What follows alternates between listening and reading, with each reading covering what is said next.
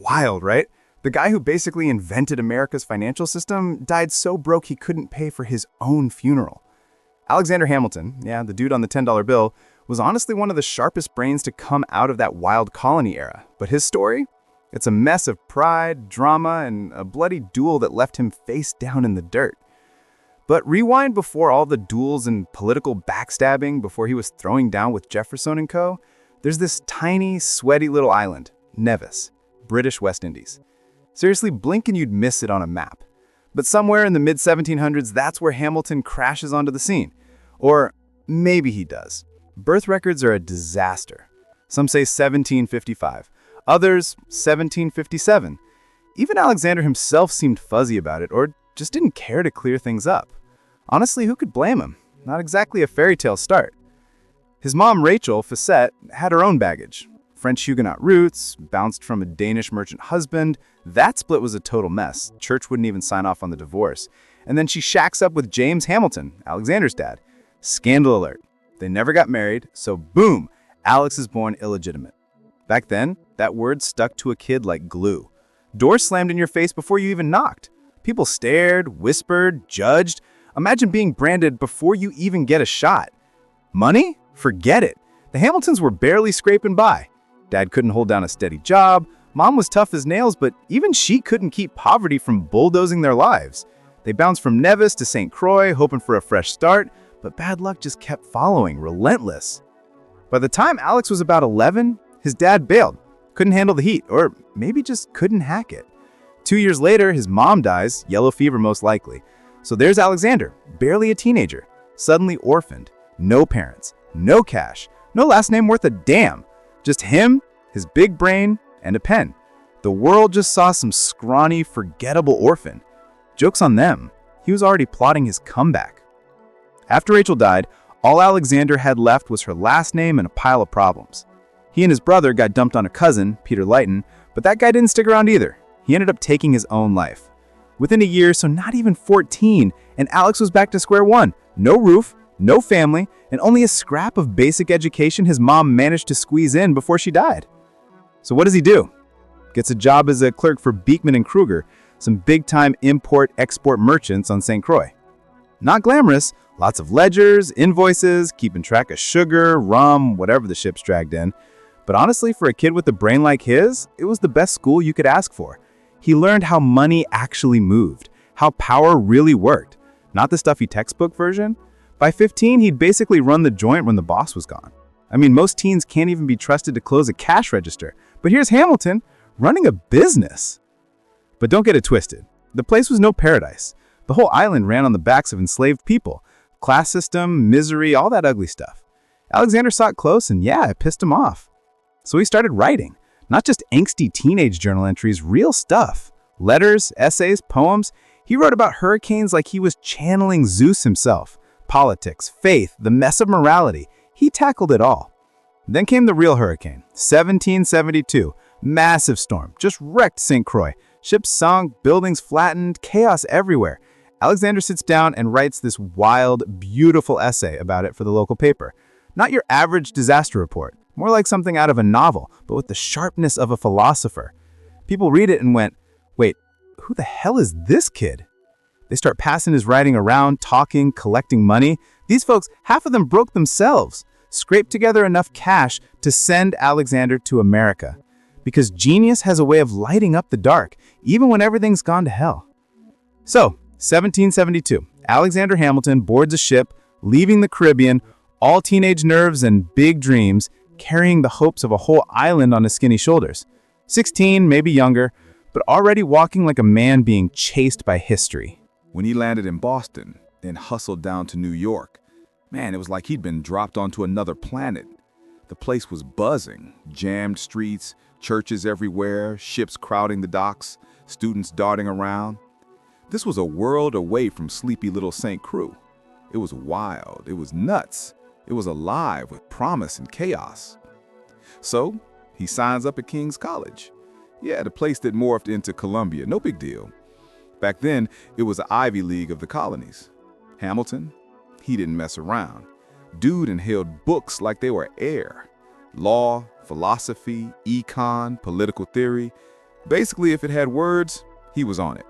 But just hoarding knowledge? Nah, that wouldn't do. He wanted to argue, to write, to set the whole city on fire with new ideas. Meanwhile, the colonies? Pretty much a keg of gunpowder with a lit fuse. Brits were squeezing harder, jacking up taxes, marching soldiers through the streets, tossing around rules nobody wanted. You could feel the revolution brewing. Every alley, every tavern, every angry pamphlet. Hamilton dove right in, pen blazing. He started cranking out political essays under all kinds of fake names, torching British rule and hyping up colonial resistance. People reading those essays, they figured some crusty old judge or bigwig was behind them. Nah, it was just this absurdly smart teenager. When folks found out, jaws hit the floor. Did he stop there? Nope. Soon, he's standing in public squares giving speeches that could peel paint off the walls. He wasn't just parroting whatever slogans people were chanting. He was thinking bigger. New country, new rules, new future.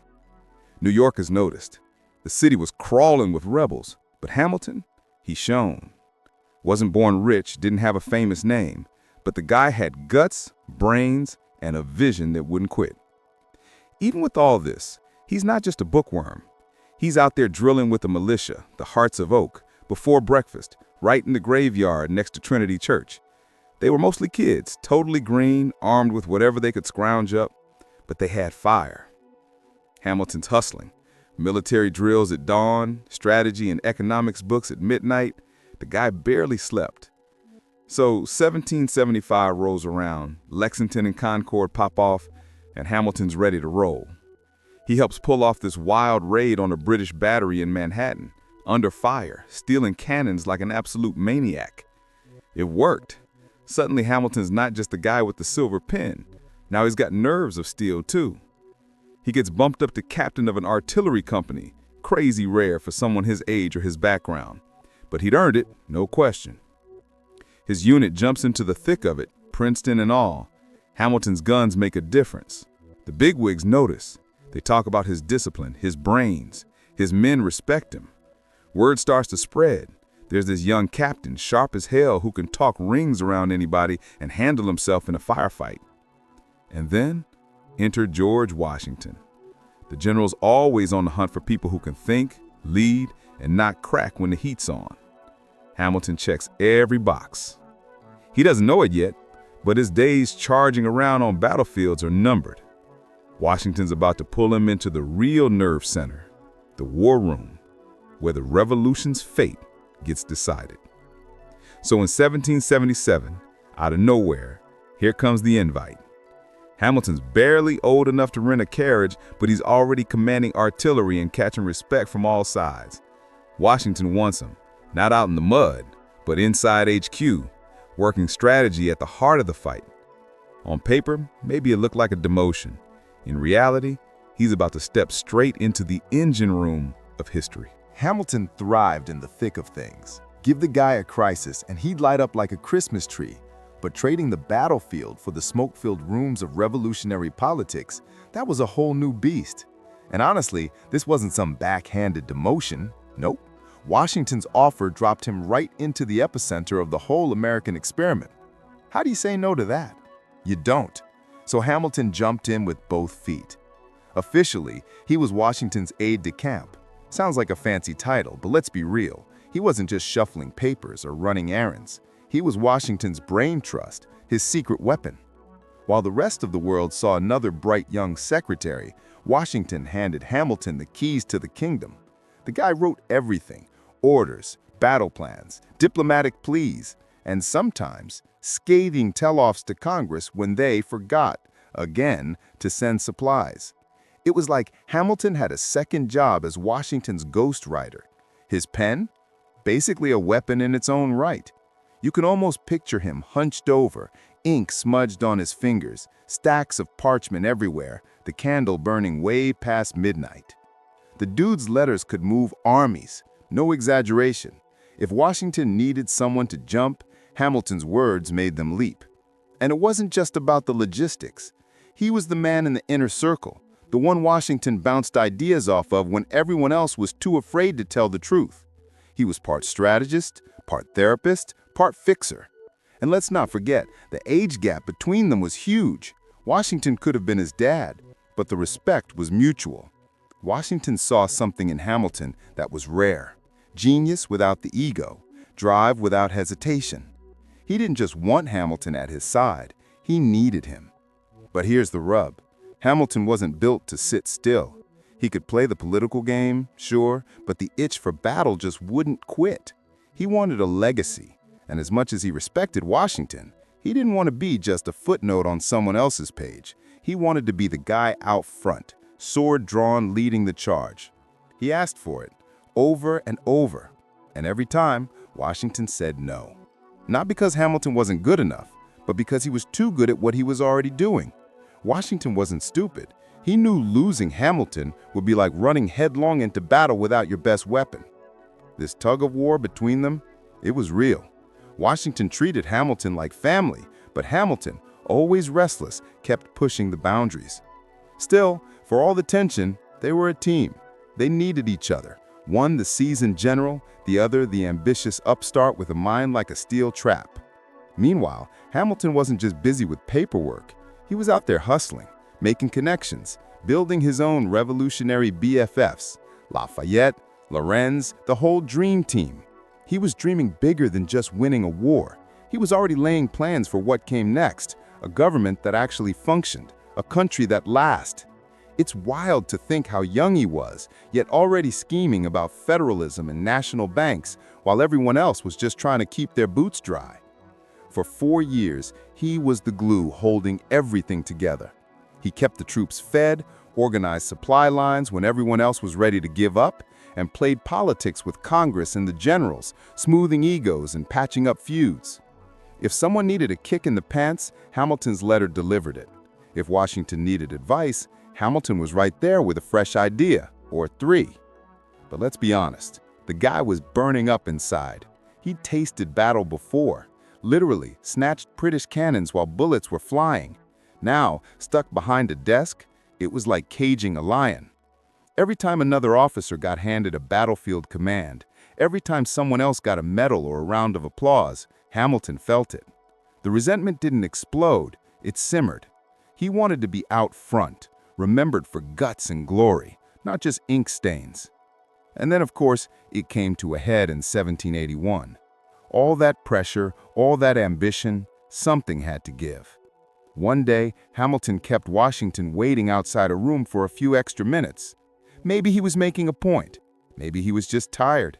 Either way, Washington lost it. Years of tension came crashing down in that tiny moment, and you can almost hear the argument echoing through the halls. It's wild to think about. These two icons, both stubborn as mules in their own way, locked in a dance of ambition, loyalty, and frustration. Hamilton wanted glory. Washington wanted victory. And America? Well, America needed both. Hamilton got chewed out, big time, like he just set something on fire in the boss's office. Washington's words probably left Hamilton's ears ringing. And honestly, the guy was already running hot, frustrated, overworked, fed up with being stuck behind a desk. So what does he do? He storms out, throws down his resignation, and walks away from the staff gig. Bold move, right? Maybe reckless, maybe exactly what he needed. Hamilton wasn't built for the background. He'd spent years fetching coffee, okay, maybe not literally, writing letters, making his boss look good, but deep down, he wanted command, not clerical work. Did he just vanish? Not even close. The guy couldn't sit still if you paid him. He kept in the mix, writing letters like his life depended on it, pulling every string he could find, pestering everyone with ears about getting his own troops. He was relentless, honestly. You get the sense that if he'd been born in the age of Twitter, he'd have been subtweeting Washington every day until he got noticed.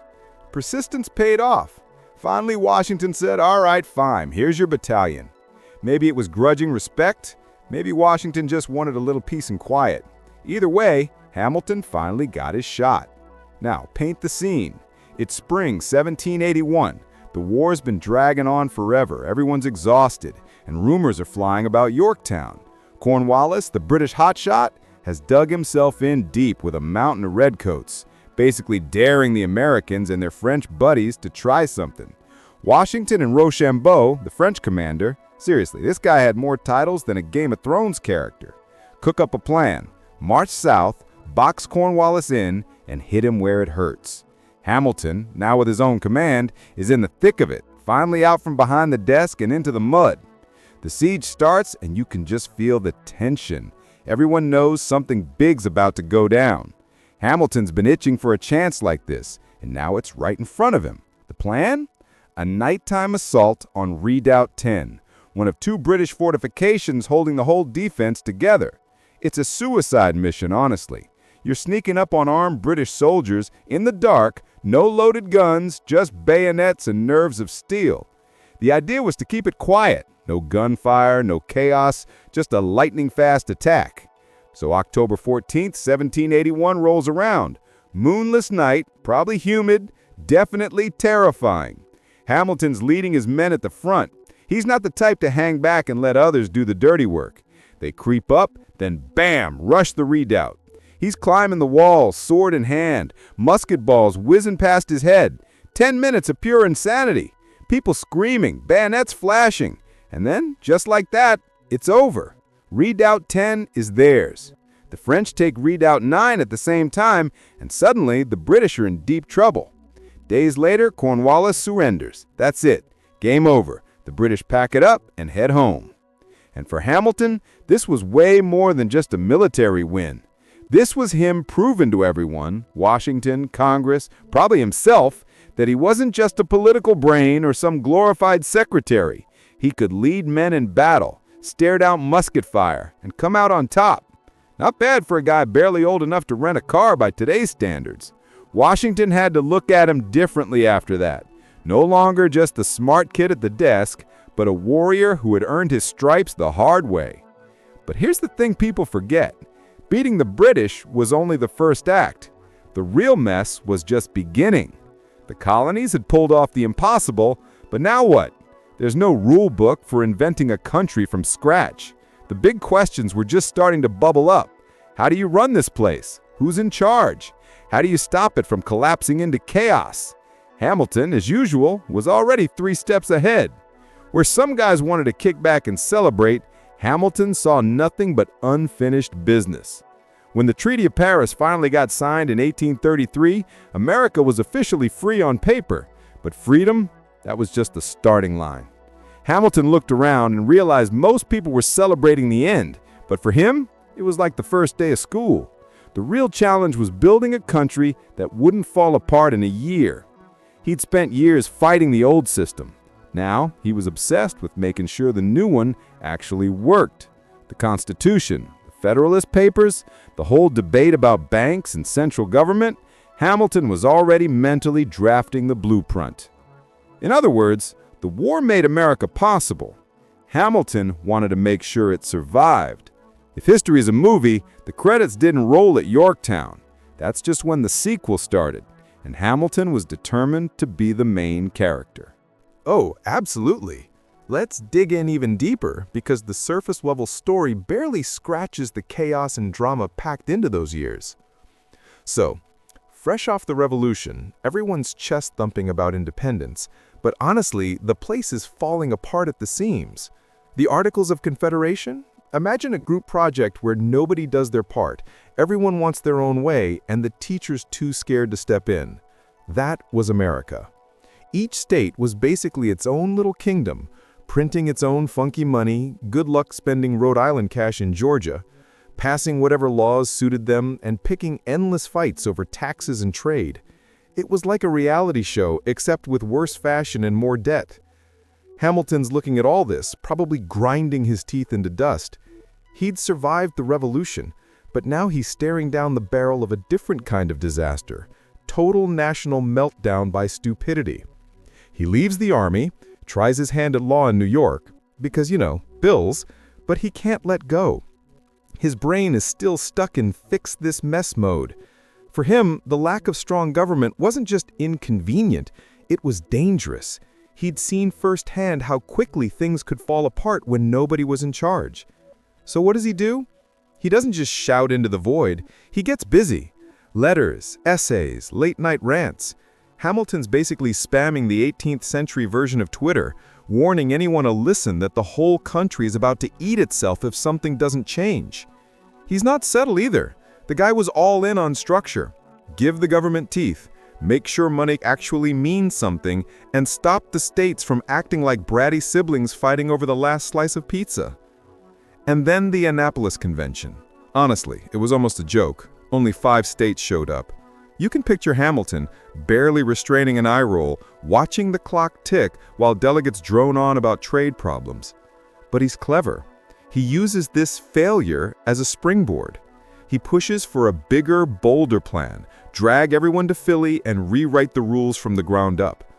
Against all odds, he gets his wish. So the next summer, the real heavyweights gather in Philly. Washington, who's basically a celebrity at this point, Ben Franklin, the OG influencer, Madison, the brainy strategist, and Hamilton, the passionate upstart who's not afraid to speak his mind. The vibes? Hot, tense, dramatic. Think less dignified founding fathers and more Survivor or Constitutional edition. Hamilton stands out not just because he's young, but because he's relentless. He's not there to play it safe. He's pitching wild ideas. A president with actual power, a Senate for life, a national government that can actually tell states what to do. Most others are freaked out. They just got rid of a king, and here's Hamilton sounding suspiciously monarchy. But he's not talking about crowns and scepters. He's thinking long-term survival. To him, freedom without structure is just anarchy waiting for a tyrant to swoop in. The convention is 4 months of sweaty arguments, dramatic walkouts, and probably more than a few dirty looks. Hamilton isn't always center stage, but when he speaks, people listen, even if they don't like what he's saying. His most extreme stuff doesn't make the cut. Let's be real, a Senate for life was never going to fly. But his influence is all over the finished product. National law over state law, a strong executive branch, and a government that, finally, has some backbone. And just when you think it's over, plot twist. Every state still has to sign off. And boy, the backlash is wild. Folks are terrified of losing their local power, convinced some new George III is lurking in the wings. Hamilton's response? He goes full keyboard warrior, teaming up with Madison and John Jay to write the Federalist Papers. These essays are no fluff pieces. They're biting, detailed defenses of why the new Constitution isn't just a good idea, but absolutely necessary. He's not just arguing for a government, he's selling a vision of America that can survive, thrive, and maybe even lead the world one day. So yeah, if you zoom out, you see Hamilton wasn't just the founding father. He was the guy who refused to let the country trip over its own freedom and fall face first into disaster. He pushed, argued, and wrote till his knuckles were sore, all because he believed that without a strong foundation, the whole American experiment would just blow away with the next political wind. And honestly, he wasn't wrong. These essays, they weren't cooked up for professors or highbrow politicians. They were aimed right at regular people, the kind who'd actually have to live with the decisions being made. No academic mumbo-jumbo, just straight, sharp talk. Hamilton, the guy was basically running on coffee, well, probably something stronger, cranking out 51 essays out of 85, sometimes writing late into the night until the candle gave up before he did. The man was relentless. He wasn't just checking off a to-do list, he was basically throwing himself into these arguments like his life depended on it. Every essay picked up a different monster of a question and wrestled it to the ground. Why the heck do we need a stronger government anyway? Aren't we just trading one king for another? Will this system actually protect our freedom, or is it all just smoke and mirrors? And come on, can anyone really trust a national judiciary not to go power hungry? Hamilton didn't tiptoe around these doubts, he stomped right through them. He put his soul into every line, probably more than was healthy. You read him, and it's obvious. He's not just defending some dry document, he's fighting for the country's future, for something that might actually work. For once. And it paid off. Not overnight, obviously. It was more like a slow-motion domino effect. State by state, the Constitution finally got the nod. By 1789, it's a done deal. The U.S. now has a real, honest-to-God government instead of a bunch of squabbling colonies. And Hamilton, He's not just the guy who drew up the plans. He's about to jump in and start building the machine himself. So picture 1789. America's newborn government is taking its first baby steps, and everyone's holding their breath. George Washington, the only guy literally everyone can agree on, gets the top job. When it comes time to fill his cabinet, Washington knows exactly who he needs to handle the country's finances. Hamilton, obviously. The dude's got the brains, the guts, and let's be real, probably the only one crazy enough to take on the mess. Hamilton steps up as Secretary of the Treasury, which on paper sounds like he's just going to shuffle some papers and argue about budgets. In reality, the United States is flat broke. There's no national currency, just a mess of coins, IOUs, and who knows what floating around. No central bank, and the government's credit is basically a joke. They owe money to everyone. France, Dutch bankers, war veterans who haven't seen a dime, you name it. The economy's so fragile, a sneeze could knock it over. Most people looked at this disaster and saw a death sentence. Not Hamilton, he saw a blank slate. He got to work, and man, you've never seen someone dive into math and paperwork with this kind of ferocity. He starts drafting reports, crunching numbers, and honestly inventing the blueprint for an entire economic system from scratch. He's not in it for a quick fix. He wants to set up something that'll last, something future generations can actually build on. His first move? Wild. He convinces the federal government to take on all the state's war debts. People freak out. Why should a farmer in Georgia care about what Massachusetts owes? But Hamilton's thinking 5 steps ahead. If the federal government owes the money, all the big money lenders, especially the rich elite, suddenly care if the government survives. They've got skin in the game. It's a risky move, but it ties the country together in a way nothing else could have. Then he pushes for a national bank. This isn't just a vault for tax dollars, it's a powerhouse. It manages government funds, issues a stable currency, finally, and gives the economy a backbone. He's also slapping tariffs on imports and introducing taxes, not to be mean, but to protect American businesses and actually have some cash to work with. Makes sense, right? You can't run a country on good intentions and hope. But here's the thing about Hamilton. For him, economics isn't just numbers and charts. It's about power, leverage, and the future. He believes a strong economy means a strong country. Get public credit back up, and suddenly people want to invest. Businesses start to grow. Factories get built. It's not just money, it's momentum. He's playing the long game, making sure America's not just a flash-in-the-pan experiment, but a real player on the global stage. And yeah, not everyone's ready to throw him a parade. Jefferson and Madison, they act like Hamilton's the boogeyman, convinced he's building a monarchy in disguise or handing the country over to the bankers. The arguments get ugly. Honestly, some of the rumors are just wild. But Washington's got Hamilton's back, and that counts for a lot. Slowly, things start to shift. The economy stops teetering on the edge. Confidence picks up. The dollar actually means something. In just a handful of years, Hamilton drags a bankrupt, patchwork country into something resembling a modern nation. The states aren't just loosely connected anymore. They're actually part of a living, breathing economic machine. And yeah, Hamilton made enemies. He made mistakes. But without him, there's a good chance America would have fizzled out before it even got started. He didn't just design the system. He gave the country the guts to make it work. If you ask me, that's not just impressive. That's legendary. Hamilton wasn't just some numbers guy, you know? He was out there trying to engineer a whole nation from the ground up with nothing but sheer nerve and a stack of ledgers. His financial blueprint wasn't just about dollars and cents. He was laying down the bones of America piece by piece. And as his plan started to take shape, so did his legend. Or, well, his infamy, depending on who you asked. To his supporters, Hamilton was this wizard who could pull order from chaos. They saw him as the only one gutsy enough to tame the mess the revolution left behind, to build something real where there had only been ideas and debts. The guy could stare into an economic abyss and see a future. But for every fan, there was someone ready to tear him down. And let's be honest, nobody threw shade harder than Thomas Jefferson. Jefferson wasn't just some polite rival either. The guy was basically Hamilton's evil twin. Same ambition, totally different worldview. Hamilton was all about cities, factories, banks with marble columns, a government that didn't just exist, but actually did stuff. Jefferson? He wanted fields, small towns, people minding their own business, and a government you barely noticed. For him, America's soul was in the dirt under a farmer's fingernails, not in some fancy bank ledger. And wow, the things they fought about.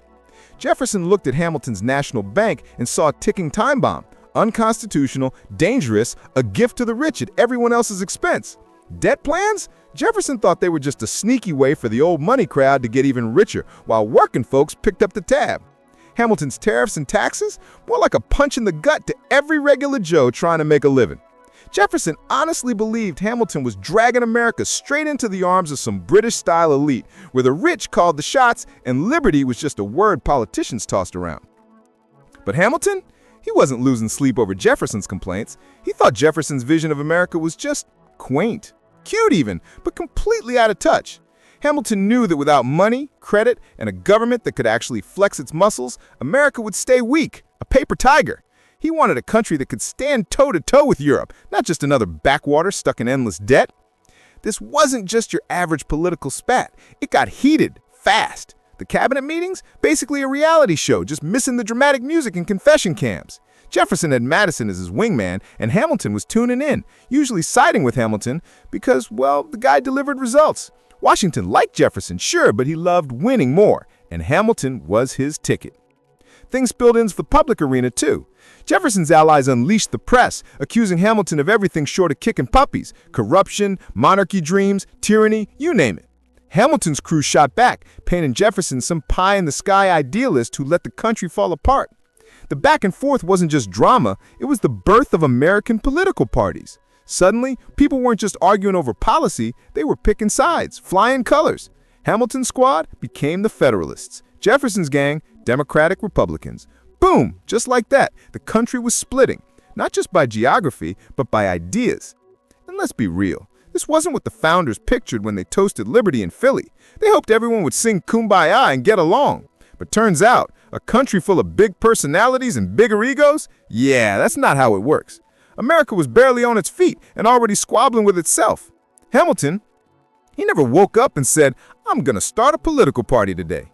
But by pushing for national debt consolidation, a central bank, industrial growth, and a strong executive branch, he made himself the lightning rod for a new movement. His followers, city slickers, bankers, lawyers, guys who'd fought in the war, rallied around him, ready to build a modern country, not just dream about it. And honestly, if you look at it, Hamilton and Jefferson's feud was more than just two guys throwing shade. It cranked up the heat that forged America's political identity. Their fights forced people to pick sides, to define what they believed in, to argue about what America was supposed to be. That messy, noisy, passionate argument, that's pretty much the heartbeat of democracy. And in the middle of all that wild energy, there was Hamilton, building more than just an economy. He was shaping the soul of a nation, even if he didn't mean to. All right, let's crank this up a notch and dig even deeper. Because honestly, this whole era was a powder keg of personalities and power moves, not just a bunch of old guys in wigs arguing over tea. So picture Jefferson and Madison hitting the political scene. They weren't just polite about it either. These guys were on a mission, practically barnstorming the countryside, chatting up everyone from tobacco farmers to blacksmiths. They saw Hamilton's big, shiny national government plan and thought, nope, not on our watch. The idea of a country run by bankers and city elites, that was like their personal nightmare. The memory of fighting off a king was still fresh, so the last thing they wanted was some new flavor of tyranny, just with fancier clothes and ledgers instead of crowns. And you know what happens when people get fired up? They organize. The Democratic-Republican Party, it didn't just pop up out of nowhere. It formed because regular people were feeling squeezed out of their own revolution. People forget that the party system wasn't some abstract idea. It was literally folks in taverns, printing shops, and even church meetings arguing about the future of America. The country was basically inventing democracy on the fly, and it got messy fast. The press, man, that's where things got especially spicy. Newspapers weren't neutral at all. Imagine Fox News and MSNBC, but like in 1790 style, with inky fingers and wild accusations. Hamilton supporters wrote these scorching opinion pieces, talking up central authority and how America needed discipline. like a parent lecturing a teenager who just wrecked the family carriage. Jefferson's defenders, they went for the jugular, basically saying Hamilton was trying to turn George Washington's dream into a playground for the 1%. It got so wild that some papers would flat out make stuff up or leak private letters just to score political points. Honestly, if you think Twitter is toxic now, you should have seen what those quill pushers were slinging. And Hamilton himself, what a character. The guy operated at like Elon Musk levels of drama. He didn't just draft policies, he waged war with words. Pseudonyms, leaks, secret back-channeling, he was the original political spin doctor. He understood that controlling the story was half the battle. There's a reason he's still a Broadway star, right? The dude had flair. Meanwhile, Washington, poor guy just wanted everybody to get along. He genuinely thought his presidency could unite the country, set this calm, dignified vibe. Instead, he watched his cabinet turn into a WWE SmackDown. You can almost picture him rubbing his temples, praying for the day he could retire to Mount Vernon and never hear the word faction again. By the end, the unity he hoped for was basically a distant dream. And when Jefferson finally stormed out of the cabinet, it was like pouring gasoline on a fire. The opposition only grew fiercer. Then came the 1796 election, which, let's be real, was a circus. It was the first time Americans really went at it. Party versus party, mud flying everywhere. Adams squeaks out a win, but because of some weird constitutional quirk, Jefferson, his main rival, gets stuck as VP. Imagine losing to your coworker and then having to sit next to him every day. The tension was unreal. And even though Hamilton wasn't officially in office anymore, he was still lurking in the background, whispering in people's ears, trying to steer things his way. If you think shadowy political operatives are a recent thing, think again. But the real fireworks, that was Hamilton's scandal. The Reynolds affair wasn't just a blip, it was America's first reality TV-level political meltdown. You've got Maria Reynolds showing up at his door, spinning this tale of woe. Hamilton, supposedly all about order and propriety, falls for it, hard. Their secret romance turns into a blackmail operation, and he doesn't just pay up once and walk away. He keeps seeing her, keeps paying. Honestly, is the kind of bad decision-making that would get you roasted on every late-night show today. Eventually, political enemies, mainly Jefferson's crew, start sniffing around, convinced Hamilton's dipping into government cash. And instead of letting rumors fester, Hamilton does the wildest thing imaginable. He spills everything himself. 95 pages of lurid detail. He outs himself as an adulterer and blackmail victim just to prove he didn't steal public funds. The pamphlet is like the OG viral scandal, read by everyone from Boston to Savannah. Some people were shocked by his honesty, if you can call it that. Others just thought the whole thing was gross. His enemies gleefully declared him unfit, while even his friends looked for the nearest exit. Hamilton's reputation, it never really recovered. He went from being seen as the ultimate genius and architect of the American system to a cautionary tale about hubris and self-destruction. But here's the kicker. The political drama he and Jefferson cooked up, that set the stage for every political clash, every media circus, every election meltdown America's had since. The revolution gave us a country, but these guys gave us the never-ending battle over what kind of country it's supposed to be. And honestly, that fight's still raging. Oh man, you want more? All right, buckle up. Hamilton's story isn't just about some old-timey sex scandal and political drama. It's this wild tangle of ambition, ego, heartbreak, and honestly, a level of stubbornness that's almost impressive. At home, things didn't just get worse, they went nuclear. Eliza wasn't just devastated, she was blindsided. Imagine the person you've backed through every storm, wars, betrayals, endless public trash talk, suddenly drags your private life into the town square for a public flogging. That's what Hamilton did to her. And the thing is, she could have walked, but she stayed. That's not just loyalty, that's something deeper. Maybe love, maybe duty, maybe a mix of both. Either way, the trust between them was toast. Maybe it mended, maybe it didn't, but it was never quite the same. Hamilton himself, he's this mix of genius and chaos. The dude practically invented Wall Street before there was a Wall Street.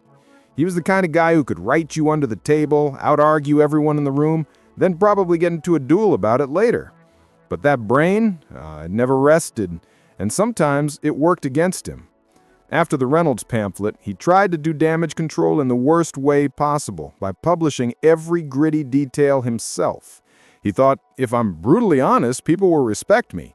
Spoiler, they didn't. The public loved a scandal, and this one had it all. Money, sex, betrayal, you name it. Suddenly, Hamilton wasn't the financial genius, he was just another punchline in the political tabloids. And his enemies? They threw a freaking party. The Jeffersonian press cranked out cartoons and columns painting Hamilton as the very picture of hypocrisy. They made him the poster boy for everything rotten in the new republic. It wasn't just about him sleeping around, it was about destroying what he stood for. If you can't trust the guy who manages your money, who can you trust? That was the vibe. The Federalists, his own crew, were split right down the middle. A few diehards clung to the idea that honesty was still a virtue, but plenty just saw him as a walking PR disaster. The stuff with Adams? Oh man, that was next-level petty. Hamilton and Adams were like the original odd couple, except with more backstabbing. Hamilton's pamphlet was supposed to be a noble stand, but all it did was blow up the Federalist Party. Imagine your team's star player suddenly scoring an own goal in the playoffs. Yeah, it was that bad. The Jeffersonian and Democratic Republicans just had to sit back and let the chaos play out. Hamilton, for all his brilliance, just couldn't stop himself from picking fights, even with his own allies. It's like he was addicted to drama. But here's the thing. Even when everyone had pretty much written him off, Hamilton never stopped hustling. He kept writing, kept arguing, kept dreaming up new ways to push the country forward. The man had opinions about everything, banks, constitutions, even who should be president. He was always scheming, even from the political sidelines. And while his public influence faded, you better believe powerful people still read his letters, still weighed his advice. The guy couldn't help himself. He was born to fight, even if he kept losing. And Eliza, she's a whole story on her own. She outlived Hamilton by decades and spent those years defending his legacy, building orphanages, and basically becoming a legend in her own right. You can't talk about Hamilton crashing and burning without seeing how she rose from the ashes too. So yeah, by 1800, Hamilton's star had dimmed and he was more notorious than admired. But let's be real, he never truly disappeared. His fingerprints are all over the country, for better or worse. If you're looking for a neat ending, you won't find it here. Hamilton wasn't the type to ride off into the sunset. He went down swinging, loud, flawed, and unforgettable. Hamilton's political career was basically dead in the water. The guy who once ran the Treasury like a boss was now just another has-been with a ruined reputation. The Federalist Party? Forget it. They were eating themselves alive, couldn't agree on anything, and barely existed beyond angry letters and backroom muttering. As for Hamilton, the Reynolds scandal still clung to him like a bad smell. Nobody in power wanted to be seen with him, and honestly, who could blame them? He'd become a political ghost, haunting the sidelines while the action moved on without him. But you know how it goes. Leave an empty seat at the table, and someone's gonna slide into it. Enter Aaron Burr. The dude was a political chameleon. One minute he's your best friend at a party, the next he's quietly plotting to take your job. Hamilton never trusted him, not even when they agreed on stuff. Burr just had that vibe, charming on the outside, but you never really knew what he stood for underneath. Maybe nothing, maybe everything, whatever suited him at the moment. He had a knack for making friends in high places, but also a habit of leaving people wondering if they'd just been played. Their rivalry had been a slow burn for years, but the election of 1800 threw gasoline on the fire. Burr was running as Jefferson's VP. Big deal at the time, since the country was still figuring out how this whole democracy thing was supposed to work. But the system was a mess. Both Jefferson and Burr got exactly the same number of electoral votes. Suddenly, the House of Representatives was in charge of picking the president. And here's the twist. Hamilton, who basically despised Jefferson's politics, went all in for him anyway. Why? Because at least Jefferson had some principles, or so Hamilton said. Burr, on the other hand, was a wild card. Hamilton didn't just think Burr was dangerous, he thought Burr cared about literally nothing except himself. Ambitious and unprincipled as he is dangerous. That's Hamilton, not mincing words. So Jefferson ends up president, Burr gets stuck as the VP, and the bad blood is absolutely boiling. Burr knew exactly who tanked his shot at the top. That grudge, it didn't fade. If anything, it got sharper with every passing year. Things just kept getting messier. Burr's political fortunes nosedived. Jefferson, having used him to get elected, immediately shut him out. Burr was left on the sidelines, a vice president in name only. No real influence, no power, just a fancy title and a lot of bitterness. But Burr wasn't the kind to take that lying down. He started looking for a way back in, aiming to become governor of New York. It was his shot at relevance, at rewriting his own story. Hamilton wasn't having it. He saw Burr's comeback attempt as a threat, not just to New York, but to the whole country. He worked behind the scenes, writing scathing letters to anyone who mattered, basically saying, if you trust Burr, you're out of your mind. He called Burr corrupt, unpredictable, even the most unfit and dangerous man of the community. That's not just political rivalry, that's a personal vendetta. And honestly, it worked.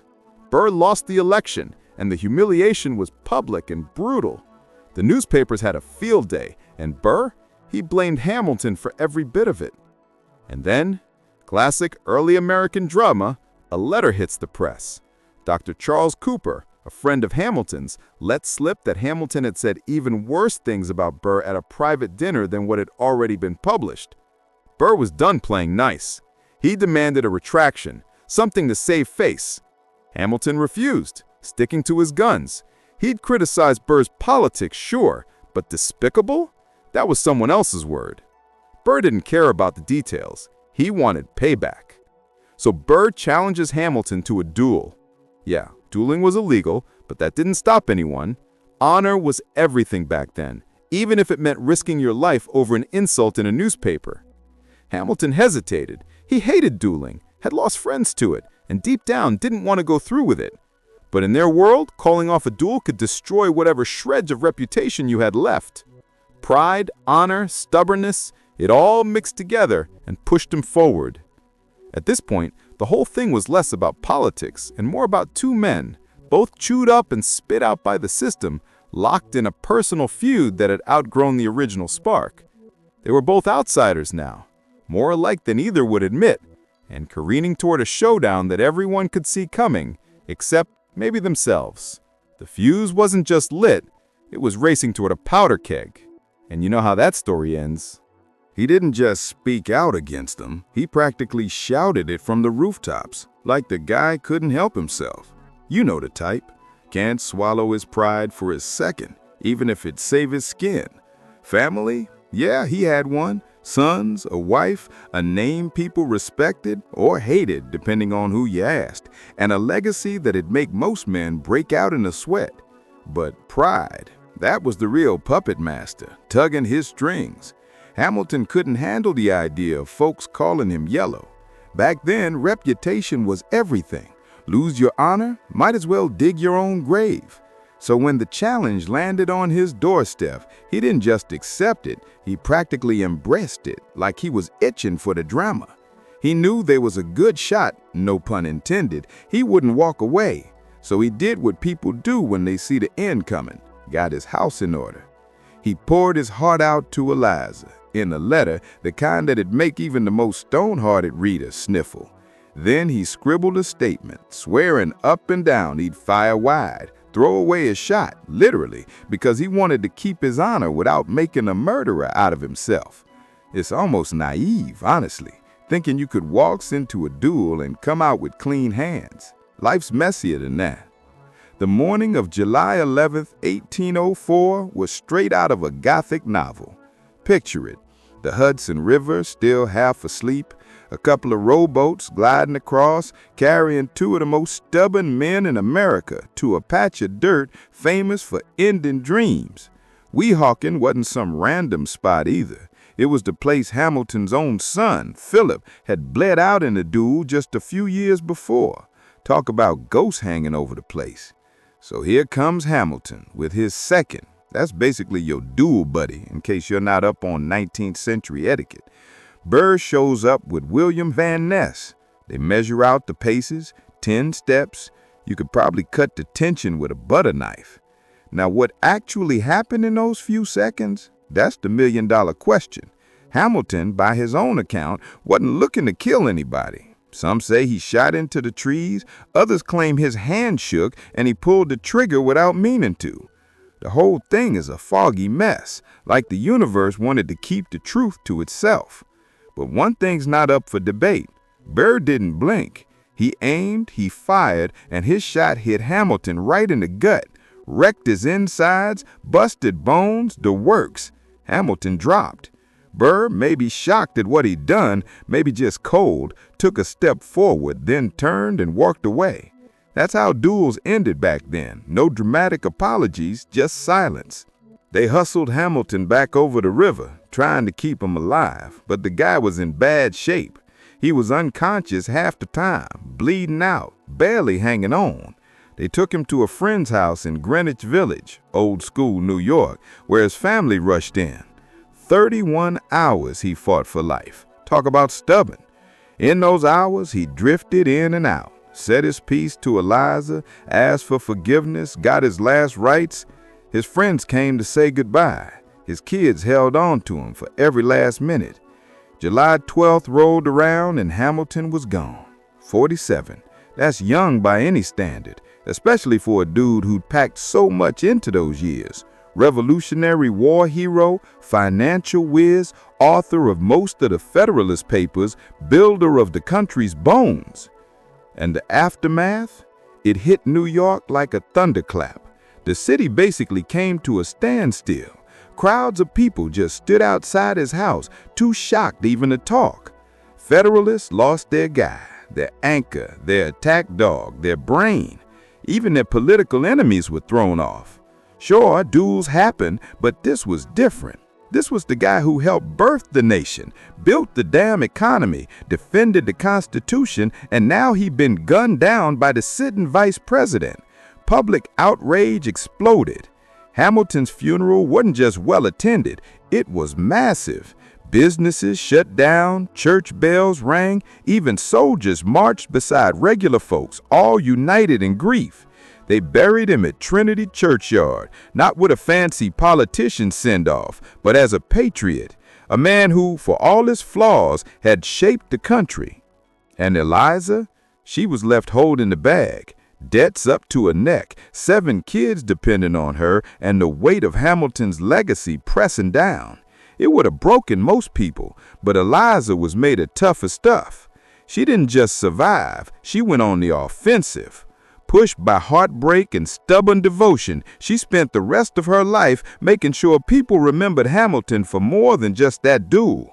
She helped set up New York's first private orphanage, a nod to Hamilton's own scrappy orphan childhood. She went around collecting his papers, defending his name, and telling anyone who'd listen about the man behind the tragedy. She basically kept his story alive, so much so that here we are, still talking about it. Bottom line, Hamilton's death was a tragedy, no doubt, but his legacy didn't die with him. It kept echoing through the city, through his family, and honestly, through the whole country. Every time someone talks about American finance or reads the Federalist Papers or even hums a tune from that Broadway musical, that's Hamilton refusing to stay buried. She sorted through his letters, fought for his reputation, and made damn sure people didn't just remember him as some founding father statue, but as an actual person. A dad, a dreamer, all that. And don't get me started on Aaron Burr, the guy who pulled the trigger. The law never really touched him for murder, but Burr's political life? Over. Done. The second Hamilton went down, Burr's career flatlined. He dragged himself through the end of his vice presidency and then just faded in this weird, lonely afterlife. Basically a ghost in his own story. Haunted, shunned, the whole tragic anti-hero package. Hamilton's death didn't just rip apart his family, it slammed the door on a whole era, like the end of a wild, messy chapter in American politics. The country didn't stop to grieve, though. It just kept rolling forward, picking up steam. But his fingerprints? All over the place. Central banking, public credit, strong federal government. Hamilton basically wrote the first draft of America's operations manual. Even decades later, when the country hit a rough patch, heavyweights like Lincoln and Teddy Roosevelt would go rummaging through Hamilton's old playbook for answers. He might have been buried by scandal for a while.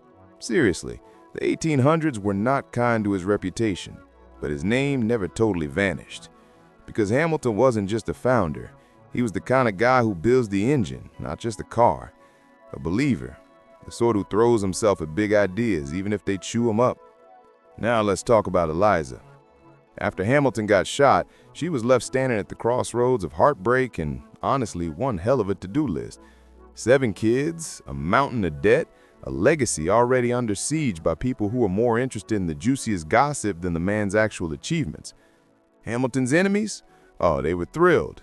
They whispered about his scandals, his ego, his embarrassing duel. Some folks probably thought he'd be erased by his own mistakes. But Eliza? Not a chance. She was born as Schuler, old money, big family, tough as nails, but now she had to be unbreakable. She sold the family house, juggled what little money was left, and started the relentless work of defending a dead man's name. Picture this, Eliza in a dim candlelit room, surrounded by stacks of paper, determined to save every scrap that might help tell the true story. She became the family's historian, archivist, and publicist rolled into one.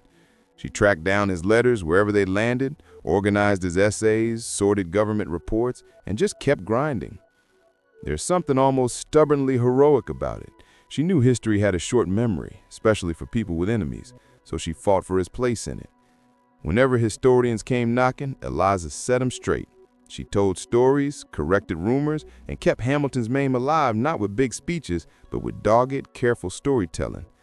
It was quiet work, but honestly, it's the reason we even remember half of what we do about him. But Eliza didn't just preserve the past, she built for the future. In 1806, barely 2 years after Hamilton's death, she co-founded the Orphan Asylum Society in New York City, which eventually became Graham Windham, one of the city's first orphanages. This wasn't just about charity for her, it was personal. She never forgot that Hamilton himself was an orphan. He grew up poor, basically written off by everyone, and somehow clawed his way into the history books. Through her work with the orphanage, Eliza made sure kids like him wouldn't get lost or left behind. She took her own heartbreak and turned it into something that lifted other people up. That's next-level resilience. For the next 50 years, 50, Eliza didn't just fade away into the background. She became this quiet powerhouse behind the scenes. She saw American politics change, watched some of Hamilton's ideas finally get their due, and lived long enough to see the country he dreamed about start to look like something he might recognize. When people ask how she managed to keep going after so much loss, she'd just say, "I had his children. I had his legacy." Almost like it was obvious. She lived to be 97, which is straight up wild for the 1800s. Half her life spent fighting for a man who wasn't even around anymore, just so his story wouldn't get buried by scandal or silence. What's wild is how she didn't just keep Hamilton's memory alive, she yanked it back from the edge. Even when the world tried to forget him, she made sure he got a second act, not in politics, but in the way people remembered him. She turned heartbreak into action. And honestly, if you ever doubt the impact one person can make, it lies as your proof. Thanks to her, Hamilton's story didn't just disappear. He died young, but his ideas, they were just getting started. In the chaos after his death, his legacy was a total mess. Some people remembered him as a genius who couldn't get out of his own way, a guy who built the financial system but managed to explode his own career with scandal and violence. His critics painted him as some elitist, a wannabe monarch, way too into big government. But history, being the fickle thing it is, started to shift. As America grew up, as the factories and railroads started to connect the country, people went back to Hamilton's vision and realized, hey, maybe the guy was on to something. His blueprint for a strong central government became the model when the country hit a crisis. His ideas about federal credit turned into the backbone of American finance. The industrial boom, the railroads, the new trade routes, Hamilton's fingerprints were all over that.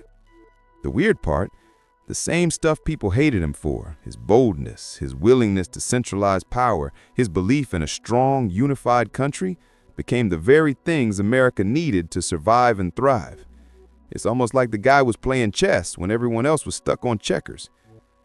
So yeah, Hamilton may have died young, but his story, his ideas, and his legacy, thanks to Eliza, they kept on living, reshaping America long after the gun smoke cleared.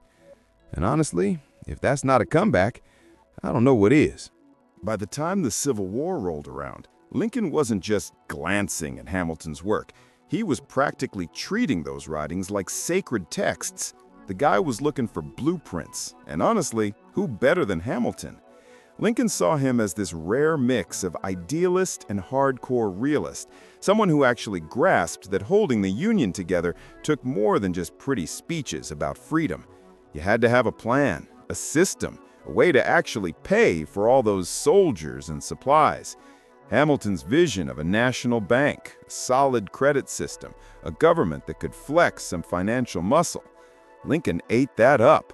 He basically built his whole wartime money strategy on Hamilton's belief that a unified economy was the backbone of a strong country.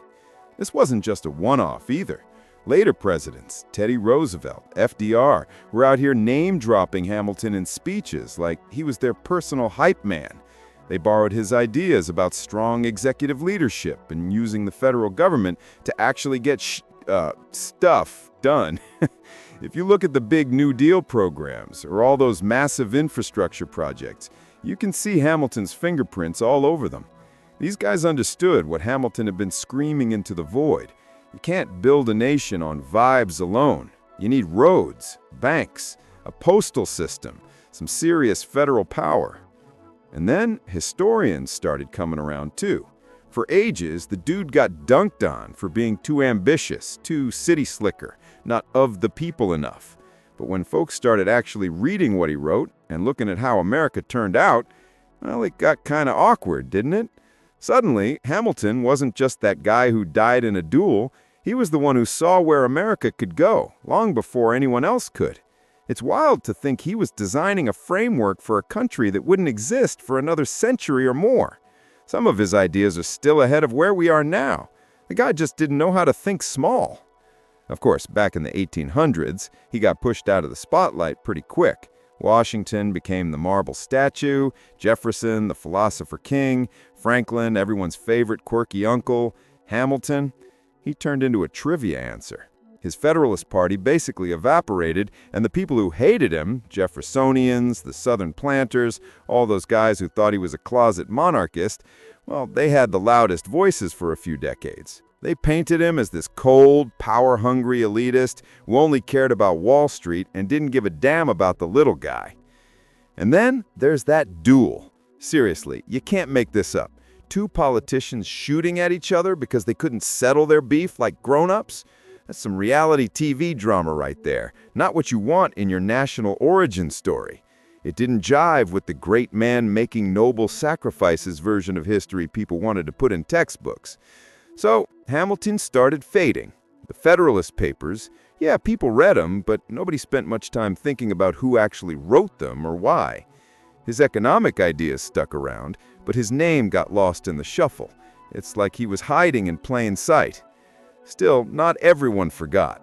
The nerds kept the flame alive. Legal scholars picking apart his court arguments, economists drooling over his vision for American finance, historians piecing together the life of a kid who clawed his way up from nothing. I mean, talk about a glow-up. Orphaned in the Caribbean, lands in New York, totally out of his element, and somehow becomes Washington's right-hand man and basically invents the U.S. Treasury. That's the stuff movies are made of. Actually, wait, we did get a musical, but that was way later. Yet for about 2 solid centuries, Hamilton was always the other guy. Washington has his monument, Lincoln sits on his throne, Jefferson's got the whole Monticello mystique. Hamilton? He's on the $10 bill, but who's looking at that? A couple statues here and there, a few schools with his name on them, and yeah, he's buried at Trinity Church, downtown Manhattan, right next to Wall Street, which is almost too perfect. But he never got the big national hero treatment. It's like history boxed him up and stuck him on a shelf marked, complicated, do not open. But the thing that's kind of poetic about Hamilton is that he always thrived in the shadows, underestimated and overlooked. That's when he was most dangerous, when nobody saw him coming. And honestly, that's exactly what happened. He waited. His ideas sat there, marinating, until America was ready to hear them again. Not through politics this time, but through something nobody could have predicted. A Broadway show, of all things, dragging him back into the spotlight and turning him into a pop culture icon. Suddenly, everyone's talking about Hamilton again, dissecting his legacy, arguing over his flaws and his genius, wondering if he was a hero or a villain, or just a guy with a ridiculously big brain and even bigger ambition. So for nearly 200 years, Hamilton's story hummed quietly in the background, sometimes whispered about in courtrooms or classrooms, sometimes just flat out ignored. But you can't keep a mind like that buried forever. The guy built a country in his head, and eventually the country had to catch up. One way or another, he always finds a way back into the conversation.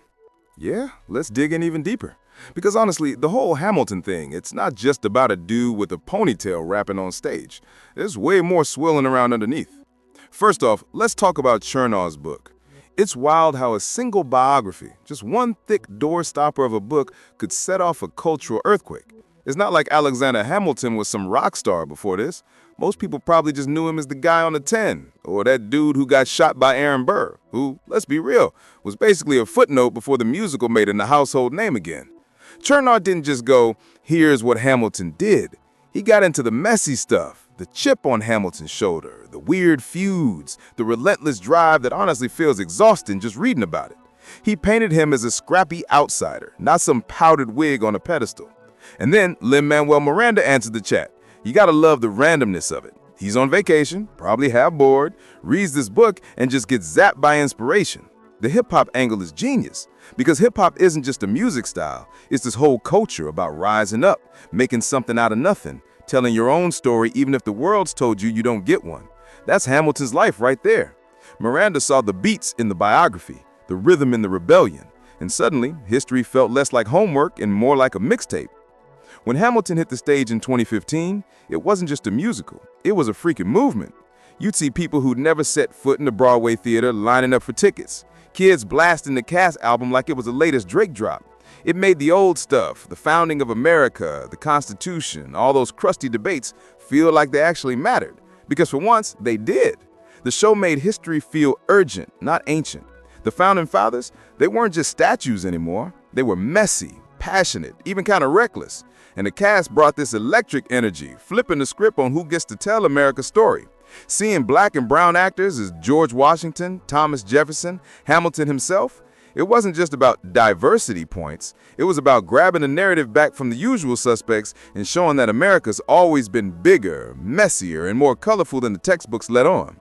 People went nuts, not just theater nerds and critics. Everyone. Suddenly, the Federalist Papers are trending. You got middle schoolers quoting Hamilton lyrics in history class because, come on, I am not throwing away my shot slaps way harder than anything in your average social studies textbook.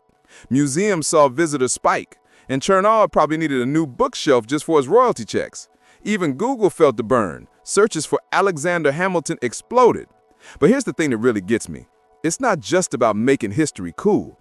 Hamilton's story sticks because it's so painfully relatable. He's an outsider, an immigrant, a guy who's always got something to prove. He screws up constantly. He's arrogant, brilliant, self-destructive, and somehow you root for him anyway. In a world where everyone's obsessed with legacy and making your mark, Hamilton's obsession with making his story last feels way too real. There's something universal about wanting to be remembered, about hustling so hard you burn out, about carrying around the weight of your mistakes. The musical's lines, man, those things echo. Immigrants, we get the job done. That's not just a punchline, it's a whole philosophy. It's an anthem for anyone who's ever felt pushed aside or like the odds were stacked against them. And yeah, the show takes some creative leaps. That's kind of the point. History isn't a dead thing. It changes every time someone tells it. Hamilton lit a fire under the conversation about who gets to be a hero, who gets to be remembered, and who gets to rewrite the story. So yeah, one dude picking up a book at an airport kicked off this whole wild ride. But if you zoom out, it's a reminder that stories matter. The way we tell them, who gets to tell them, and who sees themselves in them, that stuff shapes how we see the world, and ourselves. Hamilton's second act is not just about a musical. It's about shaking the dust off history and making it sing again, loud enough that even the ghosts start to dance. So here's the thing. When you peel back the layers of the Hamilton craze, it's not just about a catchy soundtrack or a Broadway spectacle with guys in tights rapping about the Federalist Papers. What actually happened was this weird cultural moment where people who'd never given a second thought to some powdered wig founding father suddenly cared. Like, really cared. It went from, ugh, American history, snooze fest, to, wait, this guy did what? Practically overnight, Hamilton went from a trivia answer to a pop culture obsession. And that's wild. You know what's even wilder? It didn't just spark a few think pieces, it pulled in everyone from high school kids to ex-presidents. Obama literally called it America's story, told by people living through the mess right now. That's the thing. It wasn't just about looking back. It was about seeing the old struggles mirror the new ones. Students got free tickets. Seriously, when has that ever happened for a musical about a Treasury Secretary? The cast was at the flippin' White House spitting bars where Lincoln probably paced. That's power. That's relevance. But if you zoom out, the phenomenon wasn't just about Hamilton being cool all of a sudden. It cracked open the whole idea of what history even means. Like, we all know those dusty portraits and boring textbooks are only half the story. The musical, for all its fanfare, made people actually wonder, who was this guy really? And why did he matter so much? It's like, when you make history feel personal, relatable, even a little messy, people actually want to know more. What a concept, huh? Hamilton the person wasn't some sanitized, flawless genius either. He was a human disaster in a lot of ways. Outsider, immigrant, orphan, always hustling, always running his mouth. The original fake it till you make it, except he actually did make it. Sort of. Most people don't realize this, but he was constantly fighting uphill. Too ambitious, too blunt, and just a magnet for drama. He wasn't just misunderstood, he almost seemed to enjoy it. Like, he thrived on chaos, and sometimes he made it worse for himself. The whole Reynolds affair, that wasn't just a scandal. It was a career torpedo, and he basically handed his enemies the ammo just to prove he had nothing to hide. Genius move, right? Okay, maybe not. But here's what blows my mind. For all his ego, for all the bridges he burned, Hamilton was thinking about stuff way beyond his own lifetime.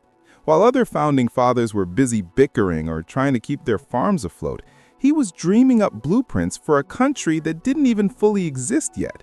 I mean, he was out here talking national credit systems, a national bank, federal assumption of state debts, big scary ideas. People freaked out. That's tyranny. That's not freedom. And now look, those things are basically the backbone of the US government. And the guy could write. The Federalist Papers, most people haven't read them, but they're still quoted in Supreme Court arguments. That's staying power. Hamilton's voice, fast, relentless, sharp, shaped the debate about how much power the federal government should have. He was obsessed with avoiding both chaos and dictatorship, trying to strike some impossible balance. The whole structure of the presidency, the cabinet, checks and balances, so much of that came straight from his brain. He saw America as more than a bunch of idealists in wigs. He wanted industry, manufacturing, innovation. He was basically pitching America as a business before that was even a thing. And it's not just about what he built, it's how we still argue about it. Every time Congress fights about debt ceilings or taxes or federal authority, Hamilton's ghost is lurking in the background, rolling his eyes. His legacy isn't just in marble statues or the $10 bill. It lives in every messy, passionate argument about what America should be. He saw government as a tool, not a threat, a way to build something strong enough to survive whatever the world threw at it. But let's be real. Hamilton's life wasn't some neat, inspiring arc. It was messy, loud, and sometimes kind of tragic. He was a genius, but also arrogant, impulsive, and stubborn as hell. He ripped through political alliances like tissue paper, and he just couldn't keep quiet, even when it would have saved him a world of pain. That's the part that hits hardest now, I think. He was brilliant, but flawed, ambitious, but self-destructive. He wasn't a marble statue or a saint. He was a real person with all the mess and contradictions that come with it. So yeah, maybe that's why people connect with his story so much now, because in the end, America isn't about perfect heroes. It's about scrappy outsiders, about picking yourself up and building something out of nothing, even if you trip over your own feet half the time. Hamilton's story reminds us that the people who shape history aren't always the ones who play it safe, or even the ones who make all the right choices. Sometimes it's the ones who are a little too much and who just won't shut up until the world finally listens. He never got to see the wild mess that became his legacy. I mean, honestly, Hamilton couldn't have imagined half the stuff that happened after he died. He never saw his Constitution get torn apart and stitched back together in courtrooms, never watched his wife hold on to his memory for 5 decades. Forget about a Broadway musical, he'd probably roll his eyes at people rapping about his life. But hey, the guy loved attention, so who knows? And those classrooms, packed with kids quoting his essays? He'd probably get a kick out of that, even if he'd pretend not to care. But you want to talk about seeds? The man was a gardener of ideas, planting them deep and wide. He never lived to see the forest, just the raw dirt and a little bit of green. But the roots, they're everywhere. Every time someone stands up to defend the Constitution with grit and reason, that's Hamilton echoing through time. When the American system, imperfect, wheezing, but somehow still standing, doesn't collapse on its own weight, that's him too. And every rags to riches American dream, every story of somebody who starts with nothing but refuses to stay down, well, that's straight out of his own playbook. Look, the Duel. People obsess over the drama, the bullet, the tragedy, but Hamilton, even at the end, was all about the blueprint. He wasn't just thinking about his own skin. He was writing letters, settling debts, making sure his family had a shot. He begged not to be erased, to have his story told, as if he knew history would try to shove him into a corner and he wasn't having it. He wanted tomorrow, even while the clock was running out. There's something wild about that kind of forward thinking when you know you're about to lose everything. Now, centuries later, we're still tangled up in the garden he planted. Not some manicured, perfect park, more like a tangled, sprawling wilderness, stubborn and alive. It's not about being flawless or worshipped. Hamilton wasn't a saint. He was a scrapper. He made mistakes, some of them huge, public, embarrassing. He fought dirty when he had to, loved fiercely, and burned bridges as often as he built them. But give the guy this, he was relentless. He refused to let circumstance or failure define him. That's probably his real superpower. His life? Short by today's standards, just 47 years, not enough time to get old and boring. But he packed those years full to bursting. Born dirt poor, orphaned, no fancy connections, just a brain like a knife and a will that would not break. He clambered his way into the inner circle, shaping the bones of a new nation. No presidency, no state to rule, but honestly, look at America's DNA. The money, the courts, the idea that the country could stick together against the odds, that's Hamilton's handwriting scribbled in the margins everywhere. But for me, what really sticks is the how. The guy wasn't just a builder, he was a builder who never stopped swinging even when he missed. He failed, big and messy, for everyone to see. He loved like it hurt. He thought like there was no tomorrow. He made enemies, so many enemies, then somehow patched things up, at least sometimes. His letters still crackle with energy centuries later. He was jealous, he was stubborn, he made impulsive choices that blew up in his face, but he just kept coming back for more. That's why people can't let go of his story. We all see the grind, the hunger, the need to prove yourself to a world that doesn't care where you come from. The whole tug of war between what you want and what's right. The hope that maybe, just maybe, you can leave something behind that matters. Hamilton's whole life screams it.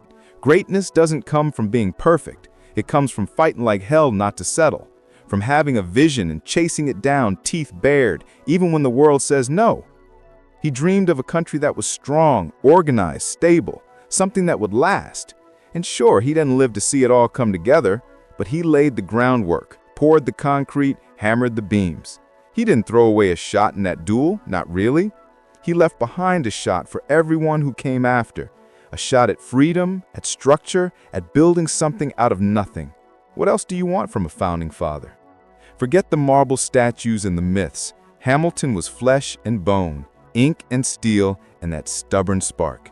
He was real, messy, loud, brilliant, and deeply, painfully human. Next time you've got a $10 bill in your wallet, look at it for a second. That's not just a face, that's a guy who started with less than nothing, fought for everything, and built a future for people he'd never meet. He gave everything he had for a country that could outlive him. That's Hamilton. Not a legend, just a man who refused to fade away, and in doing so, became unforgettable. And now you know, or at least you know a little more.